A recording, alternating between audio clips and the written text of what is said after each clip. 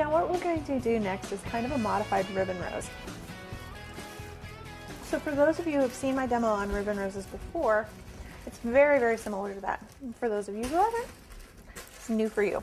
All right, so what you're going to need, we're actually going to start with our leaves because our leaves get put on first and then our roses are going to get layered on top of that. So all I'm going to do is take some of my bright green fondant and a little bit of cornstarch, and I'm just going to roll it out relatively thin. It's not going to be super thin, and it's actually quite a bit thicker than you would say regular rose leaves, because we're not really going for delicate here. That looks pretty good. Now I'm going to take my rotary cutter and I'm just going to cut it into about 3/4 inch strips, and I'm not even measuring, okay, because we don't want these all to be exactly the same. And if you count on your pattern, you're going to need 4, 5, 6, 7, 8 total. And all I'm doing is cutting these into basically squares.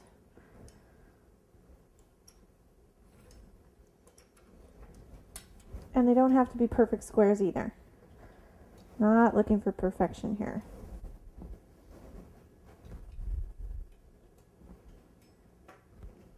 Okay, there we go. And what we're going to do now, and actually this is far more than we need, is we're actually going to cut these diagonally in half.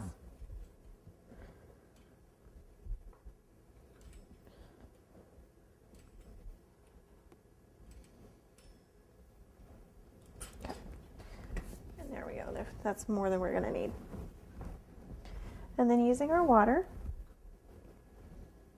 all we're going to do is we're just going to paint a little across that diagonal edge, and we're just going to kind of ruffle it together. And once we get ruffled together, just kind of spin it between your thumb and your finger, and you're left with a little leaf. And it looks just like that. And we're just going to repeat this with the rest of our little diagonals. So just kind of pinch and then rub.